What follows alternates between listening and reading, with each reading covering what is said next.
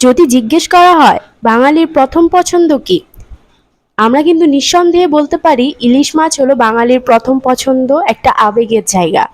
ইলিশ মাছ খাবো আর বেগুন আলু দিয়ে ইলিশ মাছের ঝোল খাবো না, তা কি হয়? আজ আমি আপনাদের সামনে বেগুন আলু দিয়ে ইলিশ মাছের ঝোলের রেসিপি নিয়ে হাজির হয়েছি। আশা করছি আপনাদের কাছে ভিডিওটি ভালো লাগবে। তো হ্যালো এভরিওয়ান, আসসালামু আলাইকুম, ওয়েলকাম টু সুপর্ণাজ কিচেন। মূল রেসিপিতে চলে এসেছি। এখানে আমি বড় একটা ইলিশ মাছ নিয়ে নিয়েছি। এবার ইলিশটাকে আমি কেটে নিচ্ছি। দেখুন, ইলিশটাকে কিন্তু আমি ভালোভাবে কেটে ধুয়ে নিয়েছি। এখান থেকে আমি মাছের মাথা আর 3 পিস মাছ নিয়ে নিচ্ছি। এবার এতে দিয়ে দিচ্ছি 1 চিমটি পরিমাণ লবণ আর দিয়ে দিচ্ছি 1 চিমটি পরিমাণ হলুদ গুঁড়ো। এই লবণ আর হলুদ গুঁড়ো দিয়ে মাছটাকে আমি মাখিয়ে কিছুক্ষণ রেখে দিব, যাতে মাছের ভিতর মশলাগুলো ঢুকে যায়। বলতে পারেন মাছগুলোকে আমি ম্যারিনেট করে রেখে দিব কিছুক্ষণের জন্য।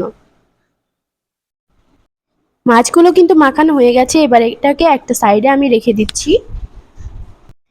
এবার চুলায় একটা প্যান বসিয়ে দিয়েছি, তাতে দিয়ে দিচ্ছি 1/2 কাপ পরিমাণ সাদা তেল অথবা সয়াবিন তেল। তেলটা গরম হয়ে গেলে দিয়ে দিচ্ছি 1/2 কাপ পরিমাণ পেঁয়াজ কুচি, 8 থেকে 10টার মতো দিয়ে দিচ্ছি কাঁচামরিচ কুচি।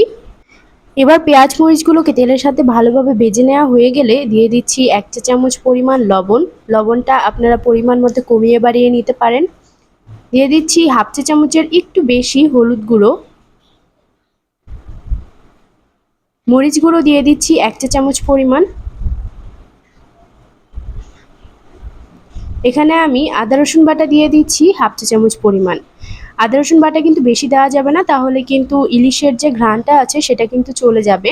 তো এখানে আমি অল্পই দিচ্ছি।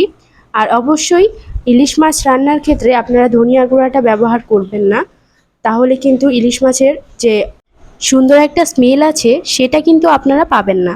তো মশলাগুলো কষানো হয়ে গেলে তাতে দিয়ে দিচ্ছি বেগুন আর আলু। এবার বেগুন আলুকে এই মশলার সাথে আমি ভালোভাবে কষিয়ে নিব। আমি বেগুন আলুকে নেড়ে চেড়ে মশলার সাথে ভালোভাবে মিশিয়ে নিচ্ছি। এবার এটাকে আমি ঢেকে দিচ্ছি। বেগুন আলুগুলোকে মশলার সাথে আমি প্রায় 5 থেকে 7 মিনিটের মতন কষিয়ে নিব। হ্যাঁ, একটা কথা মনে রাখবেন, ইলিশ মাছ কিন্তু কষানোর প্রয়োজন হয় না, মাছটা কিন্তু এমনিই নরম। আর কষাতে গেলে হয় কি, ইলিশ মাছের যে ঘ্রাণটা সেটা অনেকটা চলে যায়। আর তার জন্য কিন্তু ইলিশ মাছটা আমি কষাইনি। বেগুন আলু কষানো হয়ে গেলে তাতে আমি দিয়ে দিচ্ছি পানি। এখানে কিন্তু অবশ্যই বেশি পানি ব্যবহার করা যাবে না, কারণ সবজির নিজস্ব একটা পানিও থাকে। বেগুন বেশিক্ষণ যদি আপনি সিদ্ধ করেন, জাল দেন, তাহলে কিন্তু সেটার টেস্টটাও নষ্ট হয়ে যায়। তো দেখুন, যখন ফুটতে শুরু করেছে এ পর্যায়ে আমি সেই মাখিয়ে রাখা মাছগুলো দিয়ে দিচ্ছি। এবার কিন্তু রান্না করতে বেশি একটা সময় লাগবে না। আমি যেটুকু পানি দিয়েছি পানিটা শুকিয়ে গেলেই হয়ে যাবে। প্রায় 15 মিনিটের মতন আমি এটাকে রান্না করে নিয়েছি।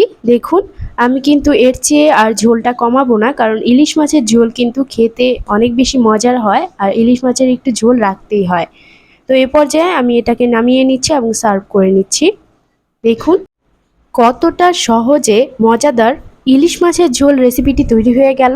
আমি জানি আপনারা আমার স্মার্ট ভিউয়ার্স, আপনারা সবাই জানেন কিভাবে ইলিশ মাছের ঝোল রান্না করতে হয়, তবুও আমি শেয়ার করলাম। আমি যেভাবে রান্না করি সেটা শেয়ার করলাম। ভিডিওটি যদি ভালো লেগে থাকে, লাইক শেয়ার কমেন্ট দিয়ে পাশে থাকবেন এবং আপনাদের ফিডব্যাক আমাকে জানাতে ভুলবেন না। চ্যানেলটি সাবস্ক্রাইব করে পাশে থাকবেন এরকম আরও মজার মজার রেসিপি পাওয়ার জন্য। আল্লাহ হাফেজ।